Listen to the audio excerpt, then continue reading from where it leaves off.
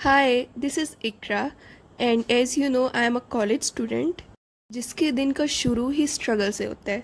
Struggle मतलब college जाने के लिए मुशक्क़त। मैंने डिसाइड किया था कि मैं अपने यूजुअल टाइम से पहले जागूंगी। पहले मैं 8 o'clock उठ जाती थी, लेकिन आज मैं अप्रॉक्सीमेटली 20 मिनट पहले 7:40 पे उठ गई थी और इसके बाद कॉलेज के लिए तैयार होना था। Only thing I have to do is I have to put my eyes on. Yes, I am blindly blind नहीं, लेकिन जहाँ तक देखना होता है वो ज़रूर दिख जाता है। It just takes only 20 minutes to get ready और 5 मिनट हॉस्टल से कॉलेज जाने के लिए। लेकिन भाई आज हम जल्दी आ गए तो आज लेक्चर हॉल का डोर ही बंद था। आई वेटेड 10 मिनट्स और तब जाकर डोर खुला। पहला लेक्चर फोरेंसिक का था एंड जब क्लास में किसी एक की मैम के हाथों इज्जत अफजाई हो रही हो और आप कितना इंजॉय करते हो। लेकिन भाई आज वो तो कल हम, ये वाला हिसाब हो गया क्योंकि नेक्स्ट फार्मा का लेक्चर था और उसके पीटीटी का रिज़ल्ट आ गया था। Well I got 17 marks, not bad, 20 में से थे। फन फैक्ट तो ये है कि इसमें 15 मार्क्स बनते थे, लेकिन मैम को वो नज़र ही नहीं आए। इसके बाद पैथो का लेक्चर था जिसमें ऑलमोस्ट सभी सोए हुए होते हैं। लास्टली मेडिसिन का वार्ड लेने के लिए हॉस्पिटल जाना था, लेकिन आज का पेशेंट थोड़ा सा इंटरेस्टिंग था। मैम ने कहा कि किसी भी पेशेंट से जाकर हिस्ट्री ले लें, तो जो हमें इजी केस लग रहा था हम उसके पास गए और उनसे जब कहा कि हम आपसे कुछ सवाल जवाब करेंगे आपकी कंडीशन के मतलब, तो ही जस्ट रिफ्यूज्ड अस कि मेरा सर पहले ही दर्द कर रहा है, तुम लोग मेरा सर ना खाओ और जाओ यहाँ से। इसके बाद हमने किसी और पेशेंट से कंसेंट लिया और वो भी थोड़ा हेजिटेट कर रहे थे कि मुझे तो कोई सवाल जवाब नहीं आते, लेकिन हमने उन्हें इत्मीनान दिलाया कि ऐसी भी कोई रॉकेट साइंस नहीं है, सिर्फ आपसे आपकी बीमारी के मुतालिक सवाल करेंगे।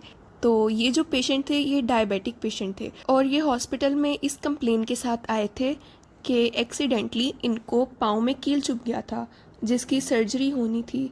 और सर्जरी तो हो गई थी, लेकिन अब इस वुंड को क्लीन करने की बारी थी। That was very scary moment जब आप ये चीज़ इन रियलिटी देखते हो। लेकिन ये करना भी ज़रूरी था क्योंकि पस बन जाती है और वो पस साफ़ करना लाजमी होता है। अदरवाइज़ डायबिटीज़ के अंदर ये कंडीशन इस हद तक स्वेयर हो जाती हैं कि आपको वो अज़ा जैसे कि इनका पाँव है वो काटना भी पड़ सकता था।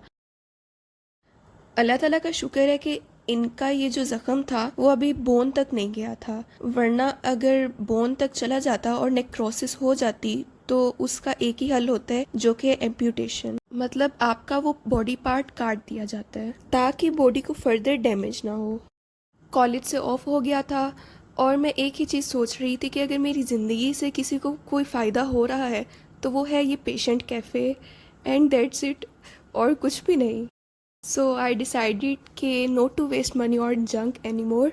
तो एक अंकल कॉलेज के बाहर अमरूद बेच रहे थे, उनसे हमने ये लेना ज़्यादा बेहतर समझा कि हम कैफ़े जाते।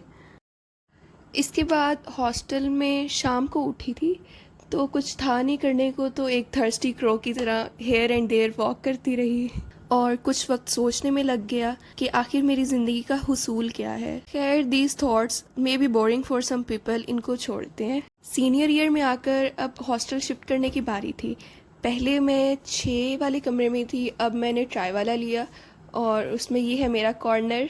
शिफ्ट होने से पहले पिछले हॉस्टल का ट्रिप जा रहा था लिबर्टी में, तो वहाँ गए। लिबर्टी के पास ही गुलबर्ग फेज़ एल के अंदर एक रेस्टोरेंट है आई होप के नाम से। ये स्पेसिफ़िकली पैन केक्स के लिए बहुत फेमस है।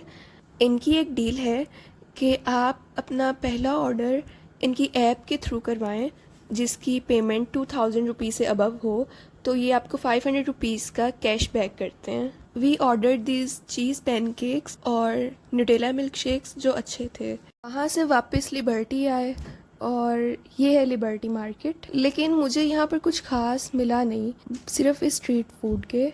आई ट्राइड दिस गोला गंडा लेकिन आई डिडंट लाइक इट, और मेन कोर्स में यही स्ट्रीट फूड ही ट्राई किया था। मुझे लिबर्टी में जो जगह सबसे ज़्यादा पसंद है वो ये बुक शॉप है, क्योंकि यहाँ पर बहुत ज़्यादा क्यूट चीज़ें पड़ी होती हैं, जैसे कि ये अलार्म क्लॉक और ये फ़ोटो फ्रेम्स।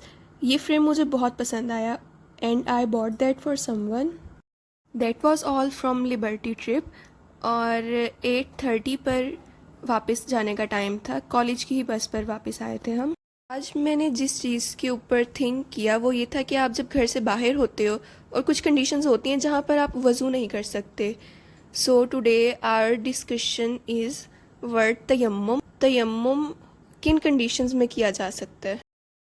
तयम्मुम के लिए कुछ कंडीशंस होती हैं जिसके अंदर ये आ जाती है कि पानी अवेलेबल ना हो, या फिर जो पानी है वो सिर्फ पीने के लिए, आप उसको वज़ू के लिए इस्तेमाल करके ज़ाया नहीं कर सकते, या पानी इम्प्योर हो। और इसका प्रैक्टिकल तरीका ये है कि आप पाक मिट्टी पर अपने हाथ फेरो, एक्स्ट्रा मिट्टी को डस्ट ऑफ कर दो और उन्हीं हाथों से अपने चेहरे और दोनों हैंड्स की ऊपर वाली सरफेस को मल लो। And that's it for the day. अब सोने का टाइम हो रहा था क्योंकि कल दोबारा सुबह जल्दी जाना था। I'll be back with another e-journal. See you soon.